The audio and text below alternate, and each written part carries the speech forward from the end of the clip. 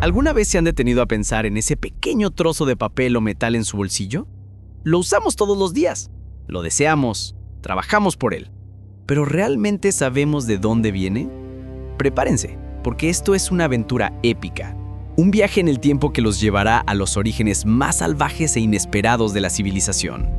Desde cabras que servían de pago hasta conchas marinas más valiosas que el oro, pasando por un rey legendario que cambió el mundo con un solo sello. Esta es la sorprendente, divertida y absolutamente fundamental historia de cómo el dinero, ese concepto que rige nuestras vidas, nació y evolucionó. Si alguna vez se han preguntado cómo llegamos hasta aquí, si les gusta descubrir secretos milenarios y entender las fuerzas ocultas que dan forma a nuestro mundo, entonces, quédense. Y les aseguro que no querrán perderse ni un segundo. Empecemos. Imaginemos por un momento la vida en las primeras aldeas, miles y miles de años atrás. Era un tiempo de maravilla y descubrimiento, pero también de desafíos colosales. Juan, nuestro intrépido cazador, había logrado derribar no una, sino 3 majestuosas cabras montañesas. Sus vecinos lo admiraban, pero Juan tenía un problema. Su familia ya estaba empachada de carne de cabra. Soñaba con el sabor salado y fresco del pescado, una delicia que María, nuestra astuta pescadora, extraía del río con una habilidad casi mágica. María, por su parte, tenía una captura del día que desbordaba su cesto. Un salmón tan grande que parecía sacado de una leyenda. Pero, ¡ay! El pescado, por muy fresco que fuera, se echa a perder rápido. Ella anhelaba la riqueza de una buena piel de cabra para abrigarse del frío, o la durabilidad de su carne seca para los meses de escasez. El trueque, ese sistema aparentemente simple, era el rey. «Juan, amigo, te doy este colosal salmón por una de tus cabras», exclamó María, con el salmón aún coleando. Juan, con una sonrisa, aceptó. Perfecto, ambos satisfechos. Pero la vida, como siempre, no era tan sencilla. ¿Qué pasaba cuando el pescador no quería cabras, sino una herramienta de sílex que fabricaba Pedro, el hábil artesano? Y Pedro, a su vez, no necesitaba pescado, sino las bayas exóticas que recolectaba Ana en el bosque lejano. Era como un gigantesco rompecabezas donde las piezas rara vez encajaban. Se le llamó la doble coincidencia de deseos. Para que el trueque funcionara, ambas partes tenían que querer exactamente lo que el otro ofrecía, al mismo tiempo. Imaginen el tiempo y la energía que se perdían. Un cazador podía pasar un día entero deambulando de choza en choza, intentando encontrar a alguien que quisiera la piel de bisonte que le sobraba y que a cambio le diera la miel que tanto deseaba. Era ineficiente, frustrante y limitaba enormemente el comercio y el crecimiento de la comunidad. Las aldeas prosperaban, las familias crecían y con ello las necesidades se diversificaban. No solo se intercambiaban alimentos, sino herramientas, pieles, adornos y hasta conocimientos. La complejidad del trueque se convirtió en una barrera insalvable.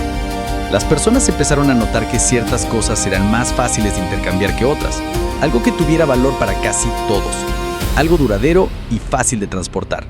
La necesidad agudiza el ingenio, y fue en medio de este aparente caos que la semilla de la innovación económica comenzó a germinar. La humanidad estaba a punto de dar un salto gigantesco. No hacia las monedas de oro, sino a algo mucho más orgánico y, en algunos casos, delicioso. ¿Están listos para descubrir qué fue ese primer dinero universal? ¿Algo tan sorprendente que cambiará su perspectiva sobre la riqueza?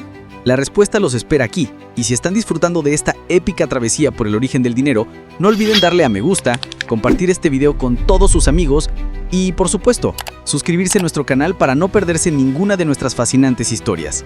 Y así fue como, de la necesidad, nació la chispa de la genialidad. Los humanos, siempre ingeniosos, comenzaron a observar que ciertos objetos poseían cualidades especiales. No eran comestibles ni herramientas de caza, pero tenían algo que los hacía universalmente deseables, o al menos universalmente aceptables. Estos fueron los primeros protodinero, los tatarabuelos de sus billetes y monedas. Imaginen a los pueblos costeros. Para ellos, las conchas marinas no eran solo bonitas, eran un tesoro. Piensen en las delicadas conchas de cauri. Pequeñas, duraderas, difíciles de falsificar. No había impresoras 3D en ese entonces y lo suficientemente raras como para tener valor, pero no tan raras como para ser inaccesibles. Pronto, una cabra no se cambiaba por un pescado, sino por un puñado de cauris. Y esos cauris podían usarse luego para comprar el pescado, o las bayas, o incluso el conocimiento de un anciano sabio. La doble coincidencia de deseos había sido burlada. Pero no todos vivían cerca del mar.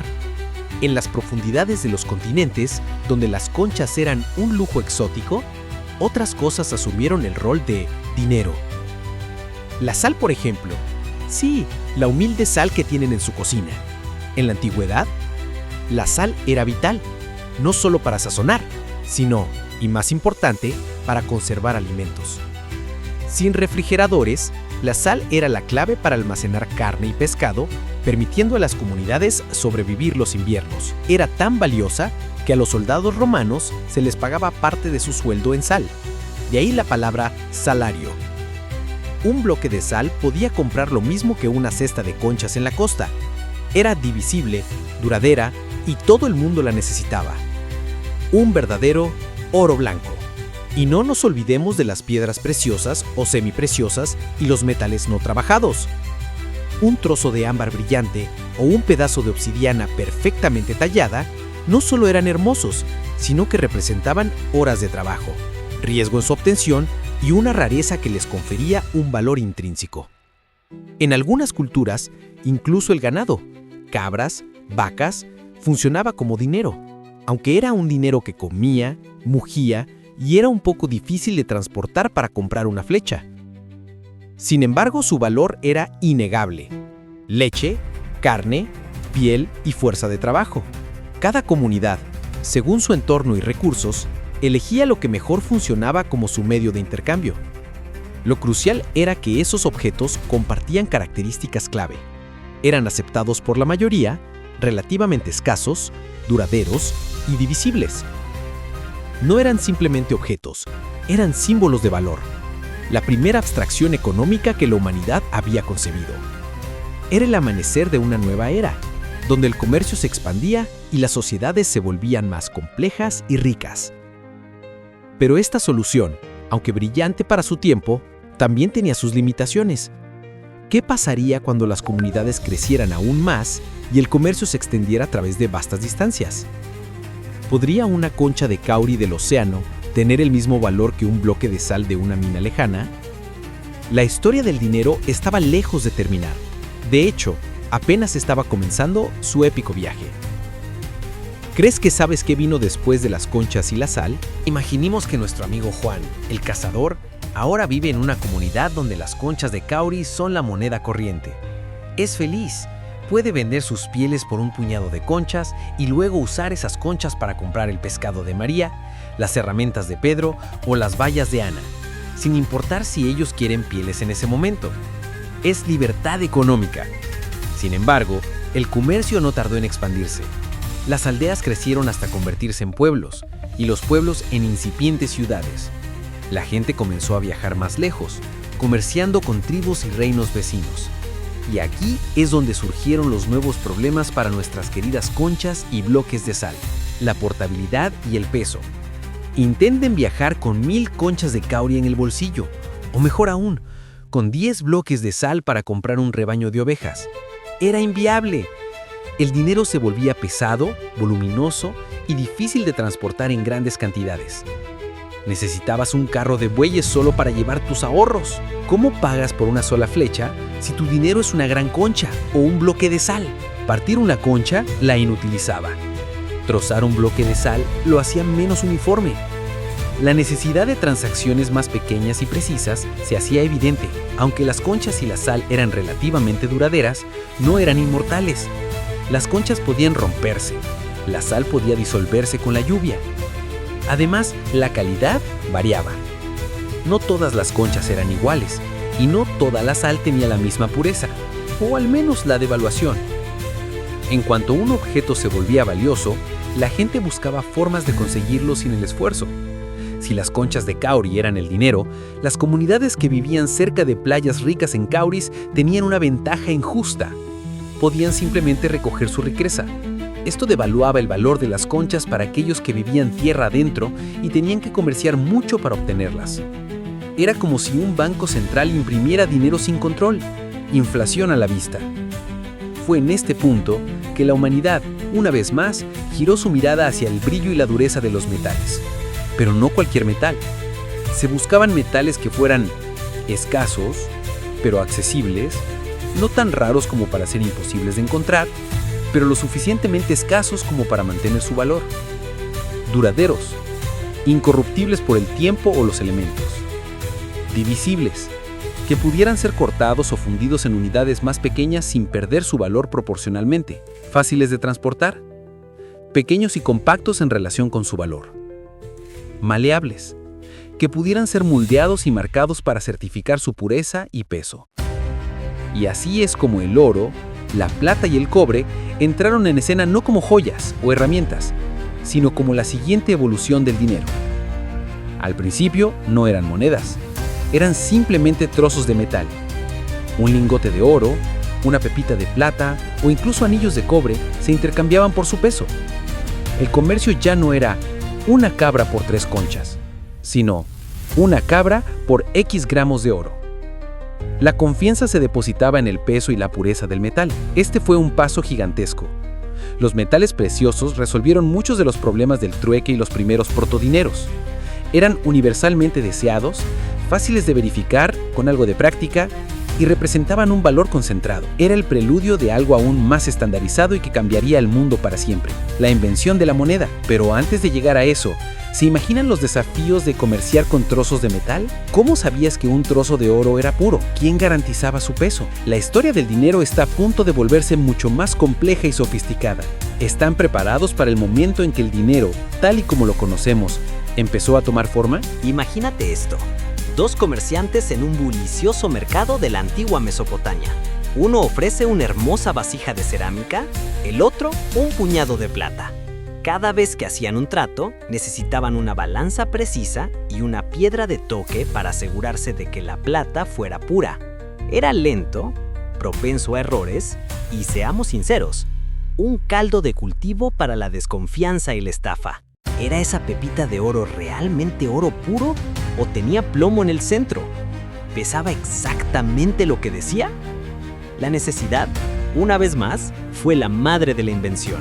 Y esta vez, la invención fue tan monumental que cambió para siempre el curso de la civilización y el comercio. El lugar, un pequeño pero rico reino en la costa occidental de Anatolia, la actual Turquía, llamado Lidia. La época, alrededor del siglo VII a.C. Y el protagonista, o al menos el más famoso asociado a ella, el legendario rey Creso. Su nombre, de hecho, se convirtió en sinónimo de riqueza, tan rico como Creso. Los lidios vivían en una región bendecida con un recurso natural muy particular, el electrum. ¿Qué es el electrum? Es una aleación natural de oro y plata que se encontraba en abundancia en sus ríos. Al principio, lo usaban como pepitas sin refinar, pero aún así presentaba los mismos problemas de peso y pureza. Fue entonces cuando los lidios tuvieron una idea brillante y revolucionaria. ¿Y si el rey o la autoridad garantizara el peso y la pureza de un trozo de metal? ¿Y si en lugar de pesar y probar el metal en cada transacción, simplemente se confiara en una marca oficial? Y así nacieron las monedas acuñadas. Los lidios fueron los primeros en tomar pequeños trozos de electrum, darles una forma estándar, a menudo ovalada o redonda, y lo más importante, estamparlos con un sello oficial del rey o del estado. Este sello no era solo un adorno, era una promesa. Era la garantía de que ese pequeño disco de metal contenía una cantidad específica y conocida de electrum, o más tarde oro o plata pura, y que su valor era por lo tanto incuestionable. La primera moneda conocida se llama el estatero de Lidia, y a menudo llevaba la imagen de un león rugiendo o la cabeza de un toro. Imaginen la revolución. De repente, un comerciante ya no tenía que cargar con una balanza. Podía simplemente contar sus monedas y saber exactamente cuánto valían. La confianza se transfería del peso y pureza del metal a la autoridad que había acuñado la moneda. Esto tuvo un impacto explosivo en el comercio. Eficiencia. Las transacciones se volvieron rápidas y sencillas. Confianza. La garantía estatal redujo el fraude y la necesidad de verificar en cada paso. Estímulo al comercio. Al facilitar el intercambio, las monedas impulsaron el comercio local e internacional como nunca antes. Base para la economía. sentaron las bases para sistemas económicos más complejos, impuestos y préstamos. En poco tiempo, la idea de las monedas se extendió como un reguero de pólvora por todo el Mediterráneo. Las ciudades-estado griegas, el imperio persa y más tarde el vasto imperio romano adoptaron y perfeccionaron el arte de la acuñación. Cada cultura dejaba su huella en el diseño de las monedas, pero el principio fundamental permanecía. Un trozo de metal, de peso y pureza garantizados por una autoridad. Este fue el nacimiento del dinero tal y como lo conocemos, la base de todos nuestros sistemas financieros modernos. Desde una humilde concha de cauri hasta el brillante estatero lidio, el dinero había evolucionado de ser simplemente una mercancía a un símbolo universalmente aceptado de valor, respaldado por la confianza en una institución. Pero, ¿se detuvo aquí la historia? Absolutamente no. Las monedas, aunque geniales, también tenían sus propios inconvenientes, especialmente a medida que el comercio se volvía verdaderamente global. ¿Están listos para descubrir cómo la humanidad resolvió el próximo gran dilema del dinero? Las monedas de oro y plata eran fantásticas. Eran portátiles, en cantidades razonables, duraderas, divisibles y su valor estaba garantizado. Ciudades e imperios florecieron gracias a la facilidad que brindaban para el comercio. Pero, a medida que el comercio global se expandía y los comerciantes empezaban a realizar transacciones masivas a través de continentes enteros, un nuevo problema, o mejor dicho, un viejo problema con una nueva escala, resurgió: el peso y el riesgo. Imagina a un mercader veneciano que necesitaba comprar especias exóticas en la ruta de la seda. Viajar con sacos y cofres llenos de monedas de oro y plata era increíblemente peligroso. Los caminos estaban plagados de bandidos y el riesgo de perder toda tu fortuna en un asalto era constante. Además, el mero volumen y peso de esas monedas hacían el transporte costoso y logísticamente complicado. ¿Cómo podías mover miles de kilogramos de oro de un lugar a otro de forma segura y eficiente?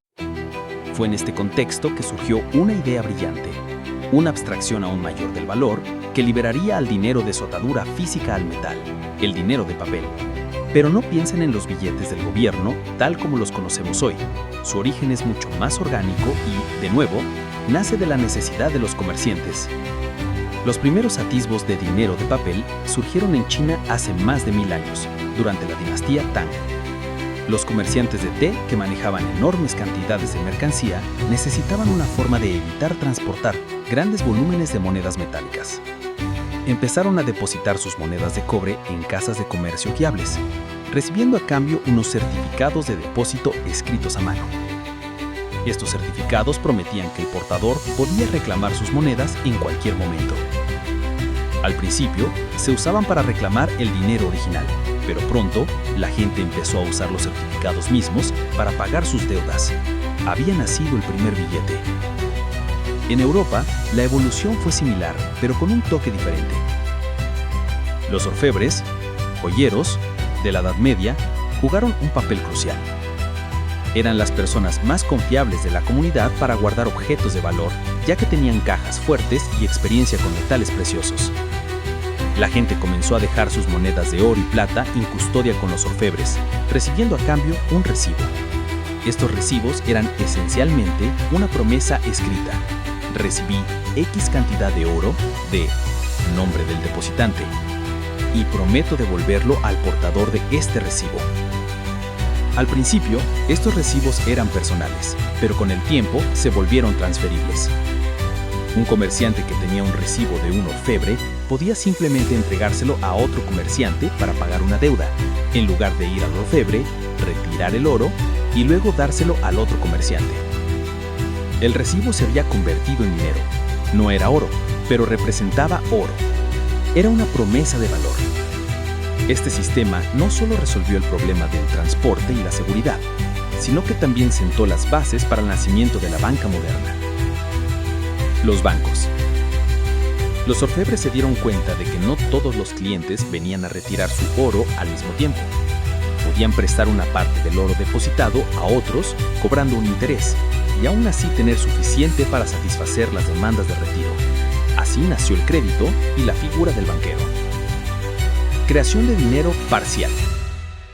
Los recibos no solo representaban el oro existente, los banqueros, ex-orfebres, podían emitir más recibos de lo que tenían en oro físico, siempre y cuando mantuvieran una reserva fraccionaria. Esto, aunque arriesgado, aumentaba la cantidad de dinero en circulación y estimulaba la inversión y el crecimiento económico. La confianza. Todo este sistema se basaba en la confianza. Confianza en el orfebre o banquero para honrar sus promesas y confianza en que el papel, aunque no fuera oro, representaba un valor real. El papel y la banca fueron un salto de fe. El dinero pasó de ser algo con un valor intrínseco, como el oro, a ser algo con un valor fiduciario, es decir, basado en la fe y la confianza en la institución que lo emite. De un pedazo de electrón estampado a un pedazo de papel con una promesa. ¡Qué evolución! Pero ¿qué sucede cuando esa confianza se rompe y cómo la tecnología moderna ha vuelto a redefinir lo que entendemos como dinero? La historia está lejos de terminar, y lo que sigue les volará la cabeza. Dejamos el dinero en su forma de papel, una promesa de valor que sentó las bases de la banca moderna. Durante siglos, los billetes y las monedas fueron los reyes indiscutibles del intercambio.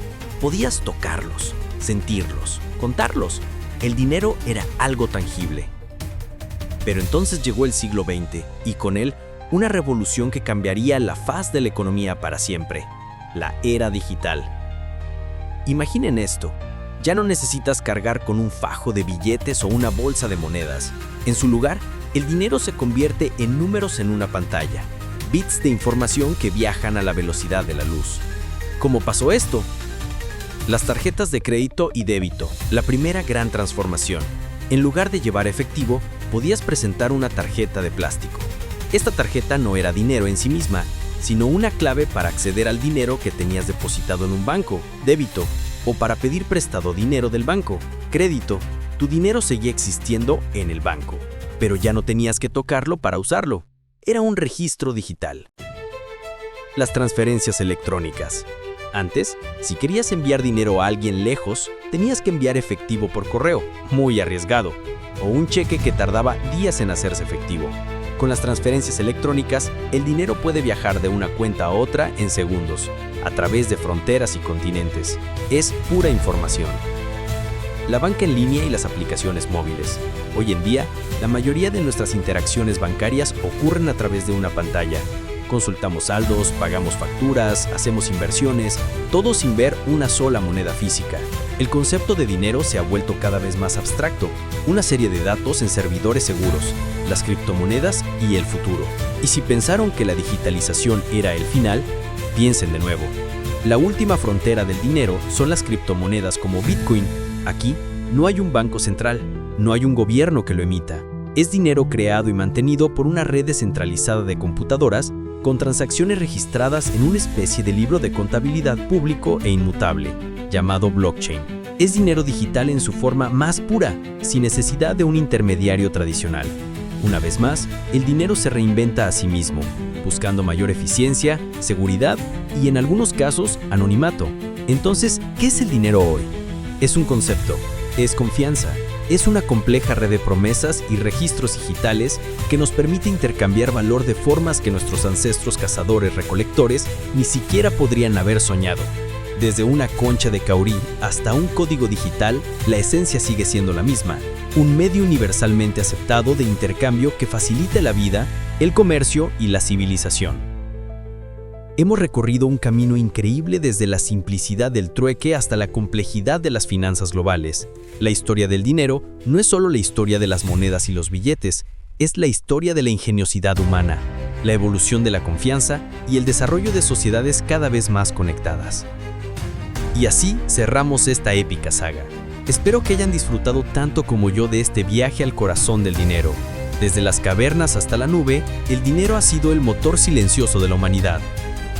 Si esta historia les ha parecido tan valiosa como un lingote de oro digital, no se queden con el secreto. Denle a me gusta, compartan este video con todos sus amigos, familiares y cualquier persona que quiera entender cómo funciona el mundo.